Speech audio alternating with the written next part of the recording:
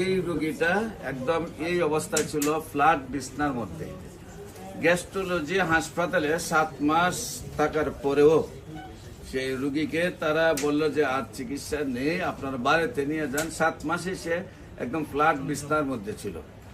Operation হয়েছে, তাকে catheter লাগানো হয়েছে, সেখানে জন্ডিস বার করতে পারে না। তারপর অপারেশন হয়েছে, অপারেশন হওয়ার পরেও 7 মাস সে বিছানায় ছিল।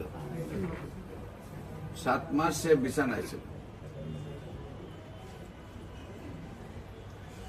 যে রোগীটা আপনাদের সামনে বসা, আমি অলরেডি মাত্র 1 মাস চিকিৎসা করার পরে সেই রোগীটা বিছানা থেকে আবার উঠিয়ে দাঁড়াইছে। আজকে 2 মাস চিকিৎসা করেছি, আজকে আমাকে দেখতে সে আসছে।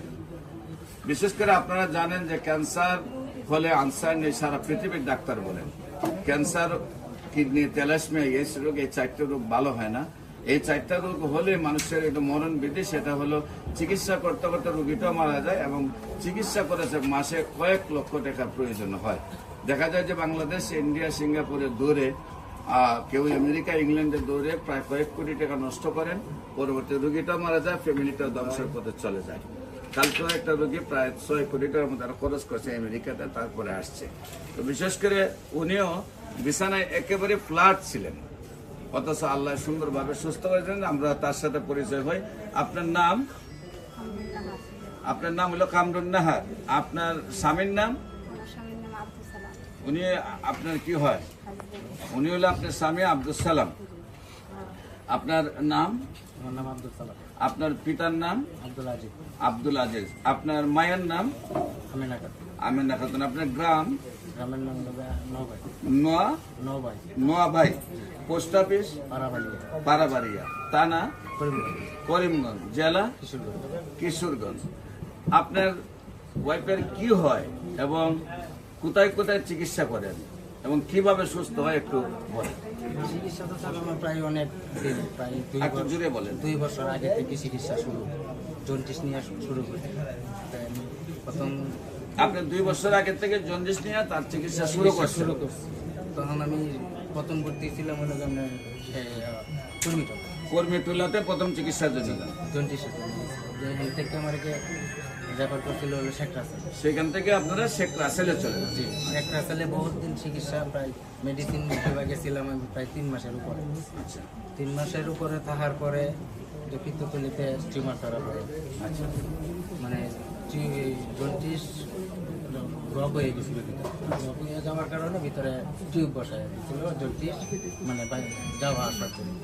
3 মাস পরে আবার এই যে পাইপ খোলার জন্য গেছি, যাওয়ার পরে তারা খোলার মাঝে বলছে যে এটা জন্ডিস এতদিন ভিতরে আটকে থাকার কারণে পিত্তথলিতে টিউমার হয়ে গেছে।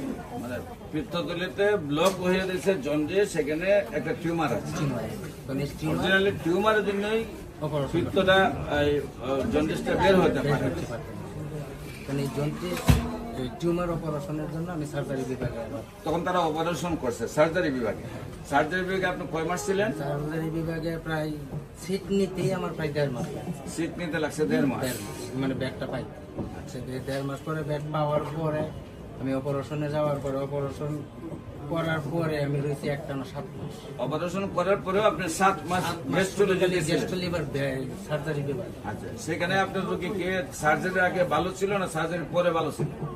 সার্জারির আগে রোগী নিজের চলতে, সার্জারির আগে নিজে নিজে চলতে পারছে, সার্জারির পরে একবারে বিছানায়, একেবারে বিছানায় ফ্ল্যাট, একবারে ফ্ল্যাট হয়ে গেল। ফ্ল্যাট একেবারে 7 মাস, একদম 7 মাস, এই মাস সহ 9 মাস। 7 মাস চিকিৎসা অবস্থায় কি আপনি খাওয়া দাওয়া সবকিছু করেন নাই? খাওয়া দাওয়া মুখে দিলে খাইতে, ওষুধ দেন নাই? ওষুধ দিছি, কিন্তু বিছানার থেকে উঠে নাই, বহুত দিছি। তারপরে ডাক্তাররা কি সিদ্ধান্ত দিলেন? 7 মাস পরে প্রায় সিদ্ধান্ত যে রেখা বাসার সাথে এটাই দিয়েছে যে এবার আমরা রোগী বাসায় নিয়ে যান, আমরা সিটিং দিয়ে দিই। আর আমরা মানে 7 মাস বিছানায় ফ্ল্যাট রাখার পরে রোগী সুস্থ না হওয়ার পরে বলছে বাসায় নিয়ে যান, আমরা চিকিৎসার কোনো, আমাদের চিকিৎসার কোনো ত্রুটি নাই। আচ্ছা, এরপরে কি আপনি বাসায় নিয়ে কি সুস্থ ছিল? না, বাসায় নিয়েও এরকমই অসুস্থ ছিল, এভাবেই বিছনায় শোয়ানো। তারপরে আমরা নিউজ পাইলাম, আমার কাছে আসছেন। জি, আমার কাছে চিকিৎসা কতদিন করছেন? আপনার কাছে 2 মাস অলরেডি, 2 মাস হয়ে গেছে। 1 মাস চিকিৎসা করার পরে 15 দিন খাওয়ার পরেই আল্লাহর রহমতে অনেকটা পরিবর্তন মানে হয়েছে। 15 দিন চিকিৎসার পরে খাওয়া দাওয়া সম্পূর্ণ চলছে। হ্যাঁ, তো খাওয়া দাওয়া চলছে, এমনকি নিজের মোটামুটি একটা life। দেশবাসীর উদ্দেশ্যে বলতে 15 দিন খাওয়ার পরে টিউমারটা যখন চলে গেছে, ছোট হয়ে গেছে, তখন জন্ডিসটা যখন বাইরে হওয়ার রাস্তা হয়েছে, তখনই খাওয়া দাওয়া শুরু হয়ে গেছে। তারপর আজকে 2 মাস অতিবাহিত, এখন কি রোগী আবার হাঁটা চলাফেরা সব এখন কিছু স্বাভাবিক? ইনশাল্লাহ নিজেরটা আপনার কি কোনো অসুবিধা হয়? আপনার কি ছিল, কি আপনার কি অসুবিধা আগে ছিল? আমার অনেক অসুবিধা ছিল, ভাত খাইতে পারি আপনি কি হাসপাতালে বিছানায় ছিলেন একদম ফ্ল্যাট 7 মাস? 7 মাস। তারপরে বাড়িতে কয় মাস ছিলেন ফ্ল্যাট? বাড়িতে 9 মাস ছিল। 9 মাস বিছানায় ছিলেন। আর আমার চিকিৎসার 15 দিন পরে আপনি সুস্থ হয়েছেন। এখন মোটামুটি সম্পূর্ণ সুস্থ। হালকা একটু সমস্যা আছে, তবে না, চিকিৎসা তো চলবে। সম্মানিত দেশবাসী, আমরা বলি 4 মাসের মধ্যে সুস্থ হয়।